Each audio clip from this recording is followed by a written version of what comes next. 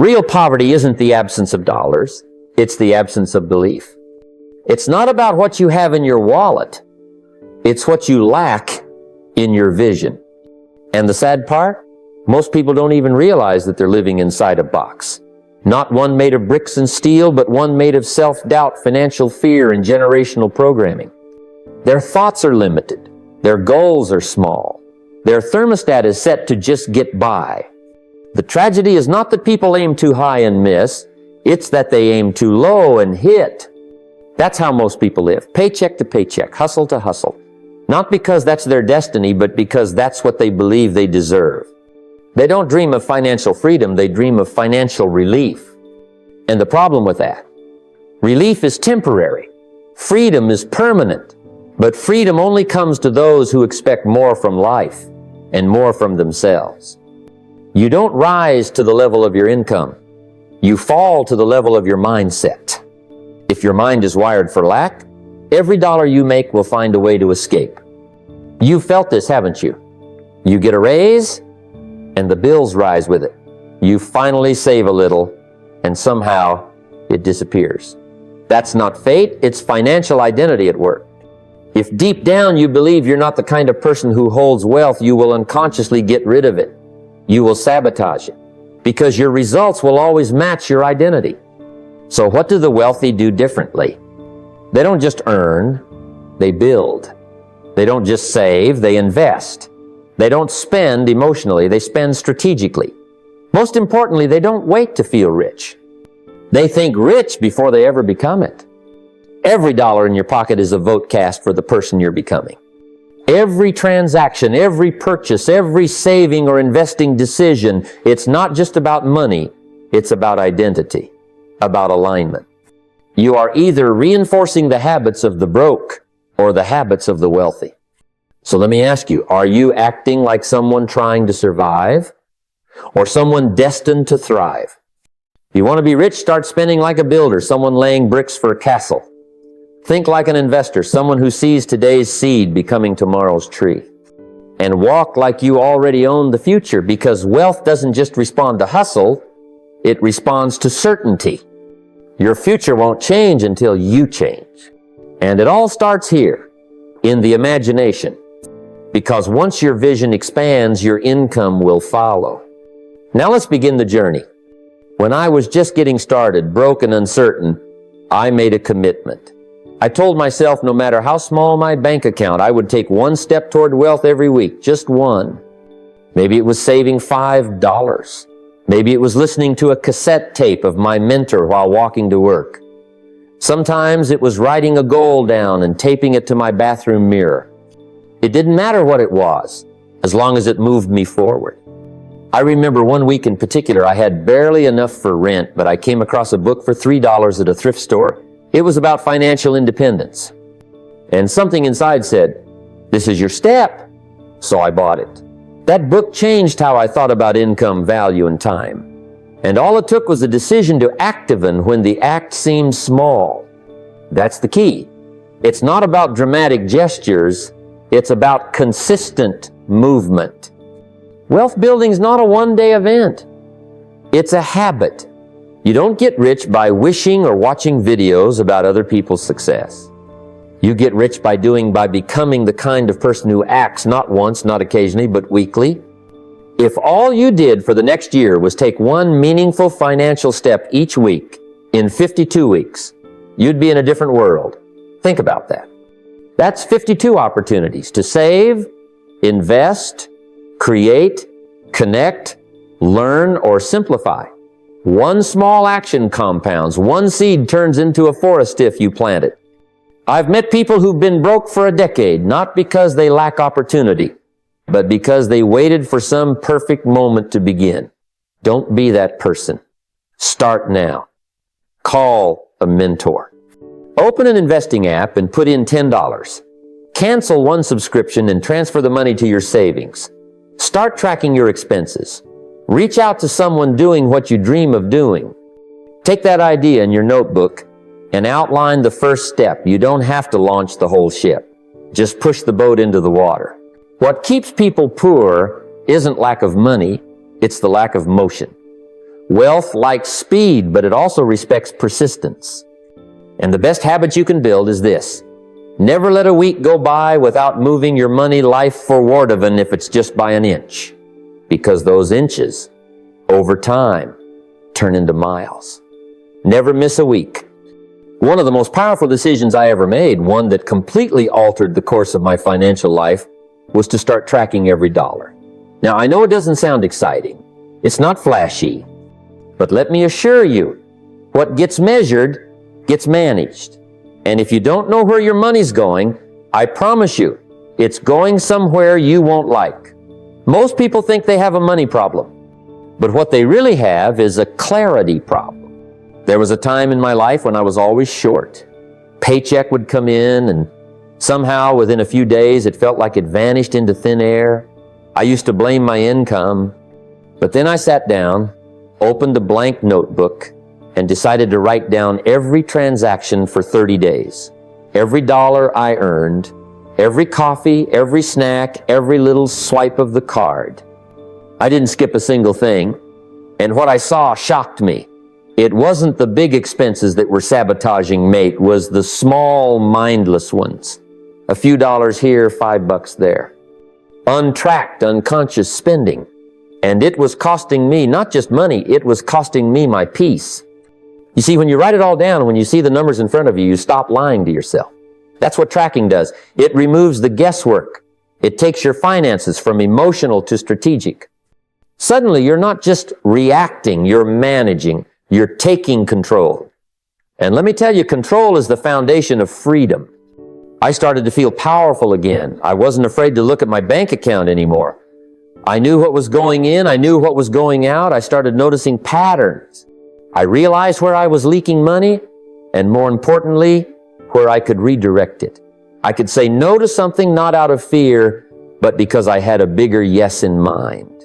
That's the shift from chaos to control. From spending to strategy. You don't need a fancy tool to do this. Use a notebook if you like. Use an app if that works for you. Use a spreadsheet if you're wired that way. The method doesn't matter. The discipline does. Every dollar should have a job, a purpose. Either it's helping you survive, helping you grow, or helping someone else. But it shouldn't be wandering around with no assignment. That's how money gets lost. That's how dreams slip through your fingers. This is a simple habit, but it requires consistency. Do it for 30 days, just 1 month, and you'll start to see money differently. You'll start to feel less like a victim and more like a manager. And that's the beginning of wealth. Because financial control doesn't start with big income, it starts with awareness, with stewardship. With saying every dollar that touches my life matters, and I'm going to treat it like it does. So start today. Track it all. Because what you don't see will keep you stuck. But what you do see, you can change. Once I began tracking every dollar, I realized something else just as important. Clarity without direction still leads nowhere. You can have the most accurate records in the world, but if you don't know where you're headed, you're just counting numbers while walking in circles. That's why the next shift you need to make is this. Set a clear financial goal, give it a deadline, and then break it into daily steps. Don't just wish to be wealthy, decide what wealth looks like for you. Decide how much, by when, and most importantly, why. I remember the day I made my first real financial goal. I didn't say, I want to be rich someday. That's not a goal, that's a hope. I sat down and wrote, I want to have $10,000 saved in 1 year. That was my number. And I wrote my deadline 12 months. Then I asked the most powerful question you can ask yourself. Why? Why does this goal matter to me? What will it allow me to do, become, or build? Because if your goal doesn't have a strong reason behind it, you won't push through when it gets hard. And it will get hard. Then I took that number, $10,000, and broke it down. That's about $833 a month, around $28 a day. Suddenly the mountain didn't seem so big. I didn't have to leap in one jump. I just had to take a small step every day. And that's where the magic is. You see, a goal without a deadline is just a dream. But a goal with a deadline and a plan to match, that's a mission. That's a strategy. And strategies get results. Now, here's the beautiful part. The moment I had that daily target in front of me, I started seeing opportunities I hadn't seen before. I started looking at my time differently, my spending differently, even my conversations differently. I said no to things that didn't move me closer to that number. I said yes to extra work, new skills, anything that aligned with the goal. Because when you know exactly where you're going, it becomes easier to filter your actions. Life gets simpler, not more complicated. And when I missed a day, I didn't quit, I adjusted.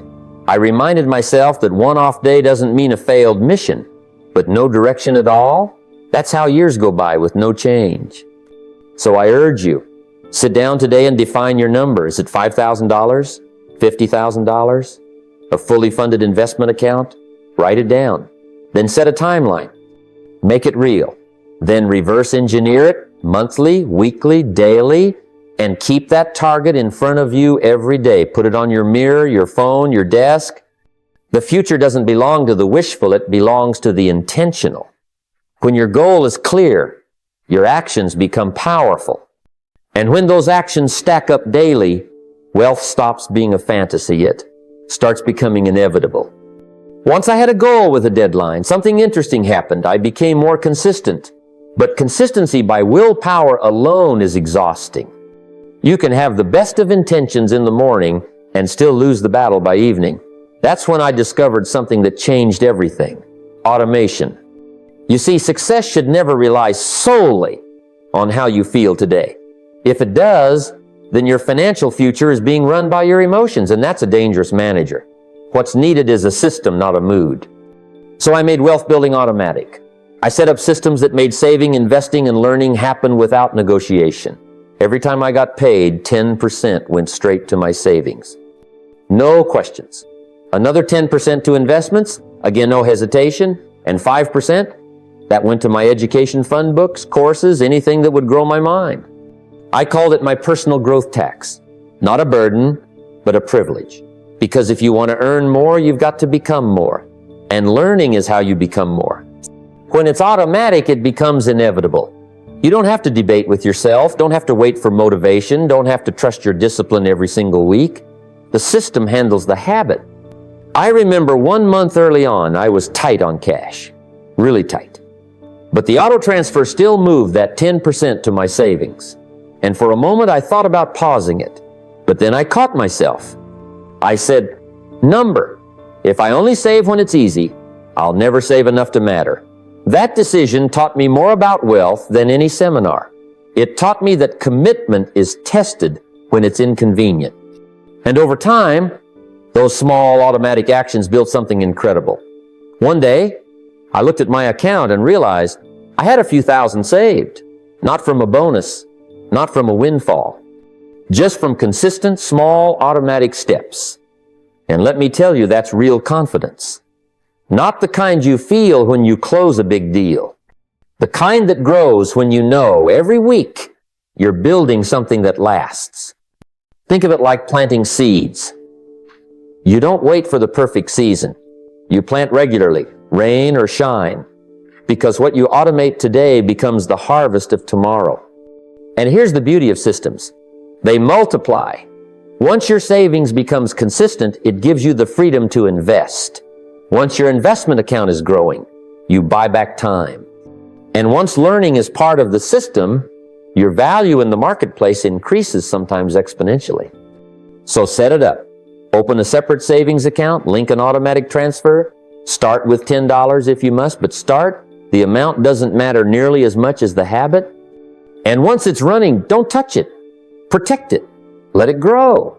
The road to wealth isn't paved with giant leap sits, paved with small, steady systems that work even when you don't feel like it.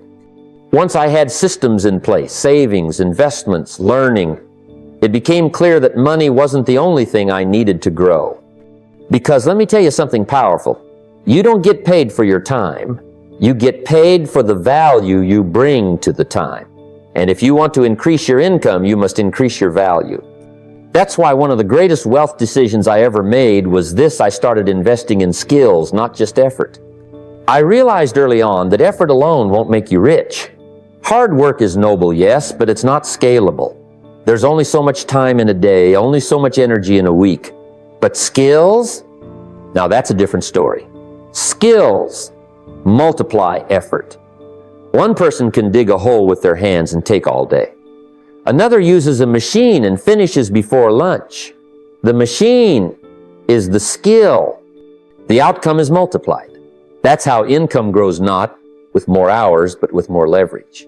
I remember the first skill I invested in, public speaking. I was terrified at first. My knees would shake, my mouth would dry, and I stumbled over my words. But I knew that if I could learn to speak, I could learn to lead, and if I could lead, I could build. So I took a course, then another. I practiced in the mirror, at the breakfast table, at the local Rotary Club anywhere. Someone would listen. And slowly that skill turned into opportunity. From $10 speeches to packed seminar halls. Not because I worked harder, but because I worked smarter. Sales was another. Learning how to persuade, to understand people, to communicate with clarity that was like finding a key to the vault. Because business is people, and if you can move people, you can move markets. So I bought books, attended workshops, studied the greats. I didn't wait for someone to teach me at work. I taught myself after hours. And every time I learned something new, my income followed. Not immediately, but inevitably. You've got to ask yourself, what's the next skill that would double your value in the marketplace? Maybe it's digital marketing, maybe it's financial analysis, maybe it's leadership. Whatever it is, find it and master it. Set a Rouleau new course every quarter, just one. That's 4 per year. In 5 years, that's 20 high-value skills. Imagine what that does to your earning power. You won't just get promotions, you'll become the person companies compete for, the one clients trust, the one who owns the business, not just runs it. Remember, wealth is attracted to value, and value is created through skills. So don't just push the wheelbarrow faster, learn to build the engine. That's the difference between those who survive and those who thrive. If you want to earn more, don't work longer, work better. At some point in your journey, you must make a crucial shift from effort to equity, from labor to leverage. If every dollar you earn still requires your direct effort, then you're not wealthy. You're just well paid, and that's a fragile position to be in. The real test of wealth is this: what happens to your income when you stop working? If it stops too, then it's time to rethink your strategy. That's the point I came to when I was still doing everything by the sweat of my brow. Speaking, consulting, selling, trading my hours for dollars.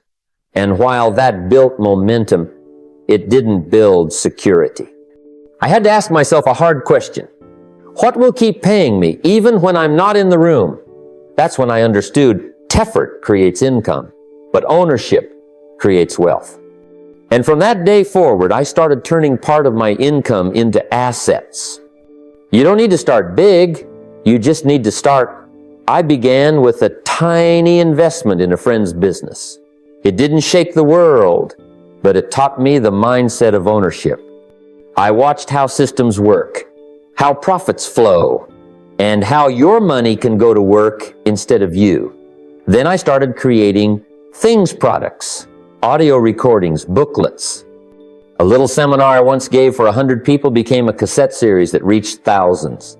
Same words, same effort, multiplied infinitely through a product. That's turning effort into equity. You can do the same. Use part of your income each month to buy or build something that works even when you don't. It could be stocks, real estate, or an online course you publish. It could be a small vending machine business or a stake in someone else's promising venture. Just something that earns whether or not you're awake. The goal is not to escape work, but to multiply its reach. I remember one of the most powerful lessons from a mentor. Don't just make money planted. Every dollar is a seed. If you eat them all, there's no harvest. But if you plant enough of them in the right places, the orchard grows. You wake up one day and realize your money has been out all night working harder than you ever could. That's when life gets interesting. And here's the best part. The earlier you start owning, the less you'll have to chase. While others are chasing raises and hours, your assets are quietly compounding. The machine is running. That's when your time becomes yours again, not because you retired, but because you rewired the way money flows in your life. So start now. Use a portion of your paycheck, not for pleasure, but for planting. Not for status, but for structures. Begin the process of ownership, because the moment your money starts working for you is the moment you start stepping into real wealth. Let me tell you something I learned early, and I learned it the hard way. Depending on just one income stream is like balancing your entire future on a single leg. All it takes is one unexpected shake you lay off. A market change, a health issue, and everything you've built can wobble. It's not enough to earn. You have to insulate your earning. That's why I tell people start a second stream of income immediately. Not when it's convenient. Not when the stars align. Now, you don't need $1 million idea. You just need an idea. When I was still working as a poor clerk, I began teaching a little seminar on weekends. Just a few people. Just a few dollars. But it was mine. And that made all the difference. That little seminar was my second stream. I didn't need it to live on, but it gave me options. Options lead to confidence. And confidence changes how you walk into your job, how you negotiate, how you plan. A second income doesn't just add to your bank account, it multiplies your posture. Now here's where most people get it wrong. They wait for the perfect time. But the perfect time is a myth. What you need is initiative, not ideal conditions. Maybe you can tutor a subject you know. Maybe you can sell your design skills online. Maybe you can rent out a spare room, or offer freelance writing, or coach someone in something you're already good at. Every skill you've ever learned is a potential stream. You just have to connect the dots between what you know and what someone needs. And don't underestimate small beginnings. I knew a man who started selling handmade soap at weekend markets. His first week, he made $42. That same man later built a business that supplied wellness products to half the region. But it began with $42 and a Saturday. It's not the size of the income, it's the shift in identity. You stop thinking like an employee and start thinking like a producer. You move from being a receiver of opportunity to being a generator of it. And here's the real secret. When you open a second stream, you invite a third. When you prove to yourself that you can create value outside your main job, your creative mind wakes up. You start seeing opportunities where others only see routine. And as those streams multiply, your dependence on any single one decreases. That's the foundation of real financial independence, just earning more, but earning from more directions. So my challenge to you is simple. By the end of this week, start something, anything. Make your first $10 outside your job, not for the money, but for the muscle of independence, of creation, of initiative. Because once you've tasted the confidence that comes from having more than one way to earn, you'll never want to go back. I used to say, and I'll say it again, consumer debt is a disease. It doesn't just cost you money, it costs you peace. It steals tomorrow's income to pay for today's impulse. And that's not wealth, that's slavery dressed in the clothes of convenience. I've seen too many good people with good jobs walking around with heavy shoulders not from hard work, but from the weight of monthly payments. That's no way to live. Freedom is the goal. And freedom and debt cannot occupy the same space. Now, I understand sometimes people think, but I needed that new couch. I deserved that vacation. I had to have the latest phone. But let me ask you something. Was it worth trading your future for comfort today? Because that's the real cost. Every dollar you borrow for consumption, whether it's clothes, gadgets, or that flashy Karis, a dollar you're borrowing from your future self with interest. And if you're not careful, that future self will be stuck in a cage you built with receipts. I remember when I was earning just a few dollars a week and struggling to stretch them. I once thought about taking a small loan to catch up on some bills and make life a little easier. But a mentor told me something that changed the way I looked at money. Don't borrow to feel better, earn to grow stronger. So I made a decision that day I would live lean but free. And over time, that choice gave me margin. That margin gave me room to invest. And those investments gave me the life I live now. Here's what I believe. Credit can be a powerful tool if used wisely. But if you're using credit to buy what you can't afford, you're digging a hole and calling it a foundation. That's not leverage, that's lunacy. You want to use credit to build assets, not buy liabilities. Buy the tool that makes you money, not the toy that takes it. Get a loan for a course that improves your skills, not a vacation that vanishes in 7 days. Finance a business idea, not a designer jacket.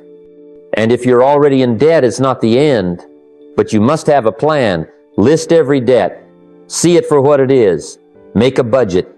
Cut unnecessary expenses. Channel every extra dollar toward eliminating that weight. Don't chip away, attack it, get mad at it. Say, this is not my future. This is a mistake I'm correcting with urgency. I've watched people turn their lives around in just a year or two with focused discipline and a no excuses mentality. And once you're out, stay out. Don't go back.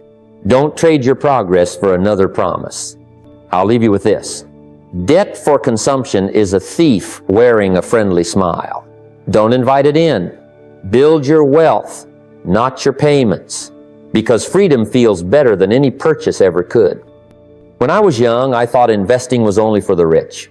I believed it was something that happened on Wall Street with men in suits and secret knowledge. I thought, that's not for me. I'm just trying to pay the rent. But here's what I learned over time. Investing is not a game for the wealthy.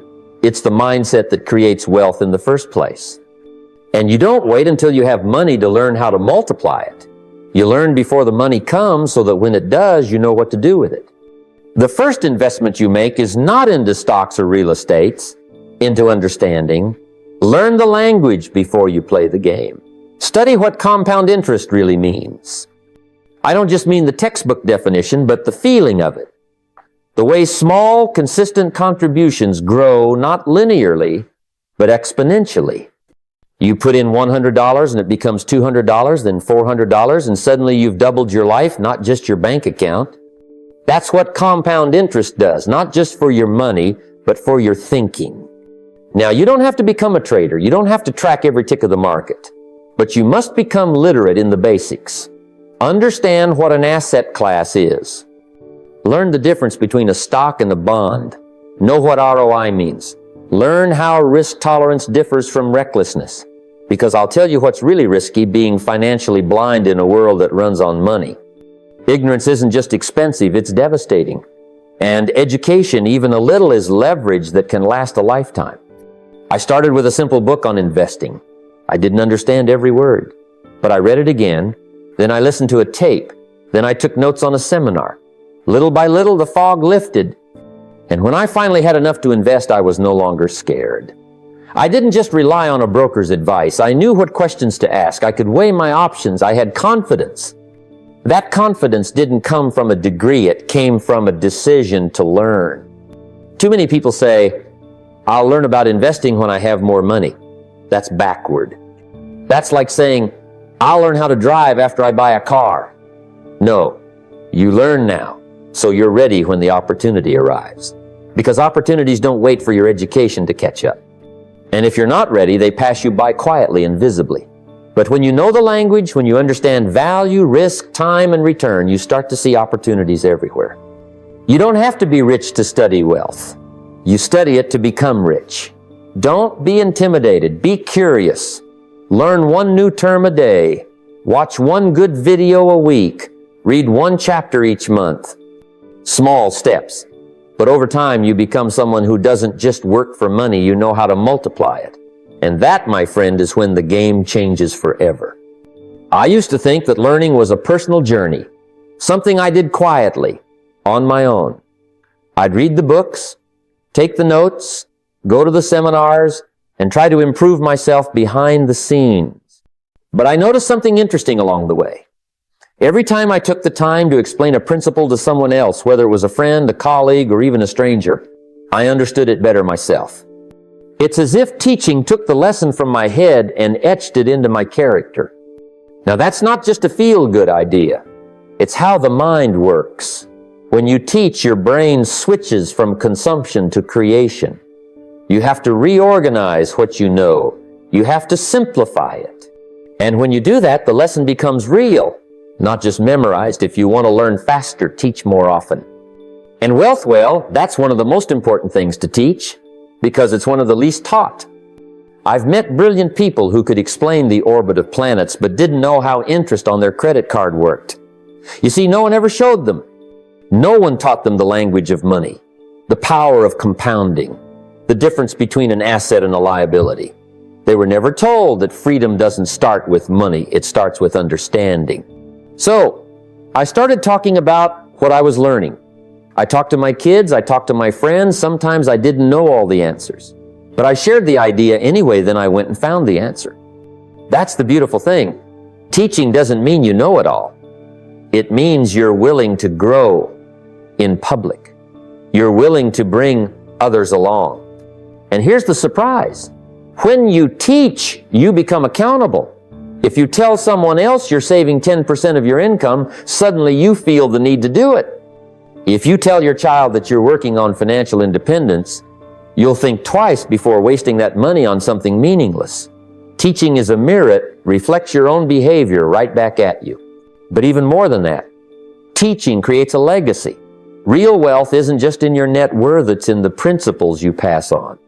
I've seen families where financial wisdom gets handed down like an heirloom. Here's how we invest. Here's how we manage debt. Here's why we save. And I've seen others where it's silence and confusion because nobody ever talked about it.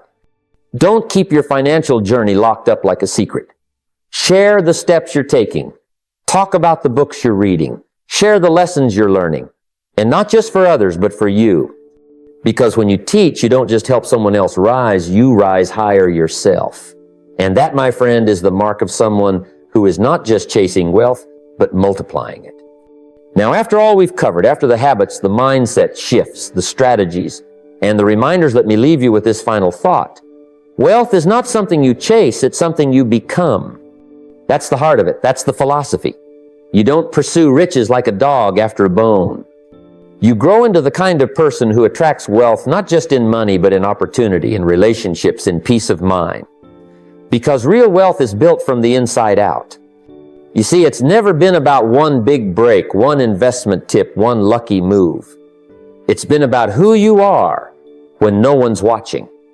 Are you disciplined when no one is counting? Are you consistent when no one is clapping? Are you planting seeds even when the harvest is months or years away? That's what separates those who merely wish from those who eventually win. And let me tell you, winning doesn't always feel like fireworks and parades. Sometimes it feels like quiet evenings reviewing your budget. Sometimes it's saying no to a new gadget so you can say yes to your future. But over time, those small acts stack up like bricks in a wall, like drops in a reservoir. And one day you wake up and realize you've built something unshakable. And if you've listened closely today, you know the tools are simple. Not always easy, but simple. Save first, spend wisely, track your dollars, invest in your mind, build something of your own. Share what you've learned. These are not wild theories or secrets reserved for the elite. They're principles, timeless ones. And principles work if you work them. Some people will hear all this and nod along and then return to life as usual. Others, just a few, will take even one idea and run with it.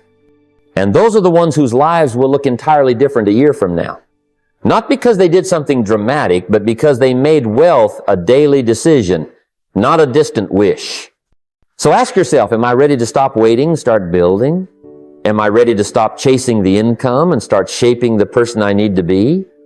Because I promise you this, the moment you commit, not dabble, commit to thinking like the rich and acting like a winner, things begin to change. Slowly at first, then all at once. People notice. Opportunities knock. Confidence builds.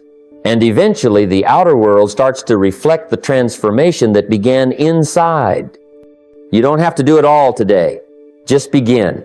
Build some momentum. Stack up the small wins. And every time you're tempted to quit, remember this. Wealth isn't a destination, it's a reflection of the person you've chosen to become. So become the one who owns their future. Become the one who builds, who teaches, who leads. And if you do that, you won't just have more, you'll be more. That's real wealth.